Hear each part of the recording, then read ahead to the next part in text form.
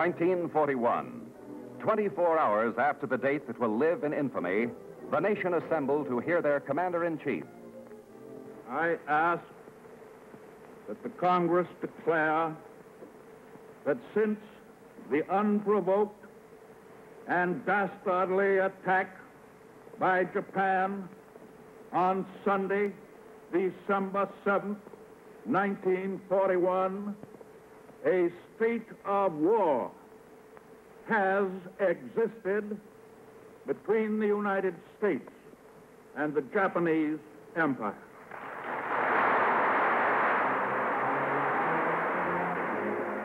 Bombs from enemy planes had finally brought national unity. Fortunately, to lead the war effort, we had men like Mr. Robert Lovett, Assistant Secretary of War for Air, Judge Robert Patterson, Under-Secretary of War, Chief of the Army Air Forces, General Henry Arnold, heading a staff which included Carl Spaatz, James Doolittle, Ira Aker, and Hoyt Vandenberg, among others. And one of America's leading advocates for expanded air power, Secretary of War Henry Stimson. He checked U.S. outposts like General Frank Andrews' Caribbean Defense Command. In charge of Army forces in the Far East was the man who had helped us establish the GHQ Air Force, General Douglas MacArthur. Now he consulted with Manuel Quezon, President of the Philippines. Together they had kept the island secure after a week of heavy bombing by the Japanese. Mac's men, close to a knockout, rolled with a punch. Not so at Clark Field. Here, despite a 9-hour warning, half our total bombing force was lost on the ground. But this didn't stop the Far East Air Force on emergency fields from wiring its planes together to fight what was destined to be a losing battle. Fighter pilots like Joseph Moore, Grant Mahoney, and Samuel Merritt fought a delaying action. Never knowing if their temporary bases would be safe for return, they prepared to engage the enemy. A few B-17s that escaped destruction joined the fight.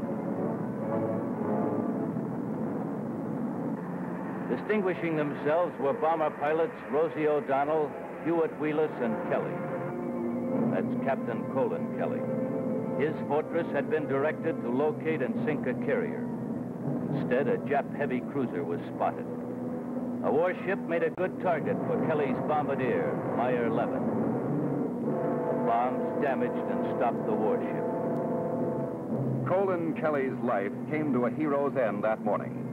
Meyer 11's luck ran out over New Guinea a year later. And despite the heroic sacrifices of men like Kelly and Levin, the Japs finally drove the Allies out of the Philippines.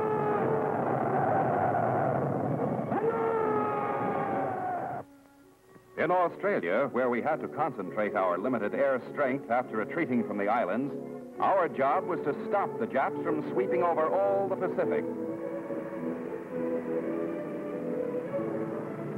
With this in mind, we had to deploy our forces for the defense of Australia early in 1942. That's why General Ralph Royce, Chief of Pacific Air Staff, piloted his new boss, General George Brett, Chief of Allied Air Forces in the Pacific, on an aerial inspection tour.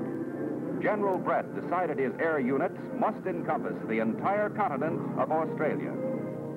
All this time, there was an American volunteer group in Asia. Here, Special Advisor to the Chinese Air Force, Claire Chennault, had 84 volunteer pilots, including men such as Tex Hill, George Burgard, and Robert Smith. Nicknamed the Flying Tigers, their P-40 Tomahawks were serviced by Chinese mechanics and 200 American ground crewmen.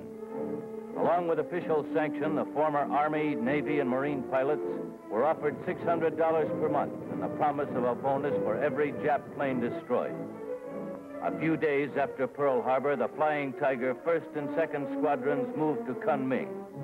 There, Chennault set up a fighter control headquarters, hooked into an elaborate air warning net to receive reports from Chinese aircraft spotters. The Japanese, based at Hanoi, 60 miles away, headed for Kunming to destroy the untried Tigers who had arrived only the day before.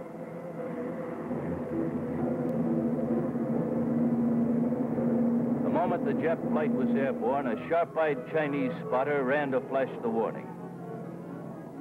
crude red lantern semaphores sent the signal over the hills. Kunming had experienced many false alerts, but this report of heavy engine noise at station X10 was the real thing. Fighter control added up the enemy course and placed them 50 miles east of Kunming. This was the decisive moment. The Tigers weren't going to lose any planes on the ground. Kunming wasn't going to be another Pearl Harbor or Clark Field. Japs were about to feel the bite of these razor-teethed tiger sharks, terrifying emblem of the flying tigers. And so, American pilots in American planes, aided by a primitive Chinese warning system, were about to tackle a formation of the Imperial Japanese Air Force, which was then victoriously sweeping the Pacific skies. Part of the fate of China was riding in the P-40 cockpits as Robert Sandel's first squad made contact with the enemy.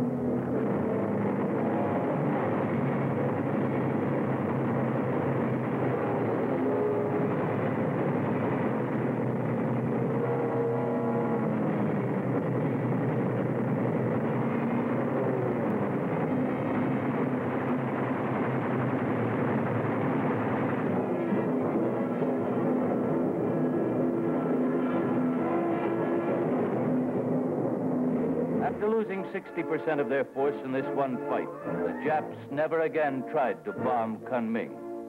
Chenault's handful of flying tigers were our only fighting airmen in China. And like the Lafayette Escadrille in World War I, they made us proud.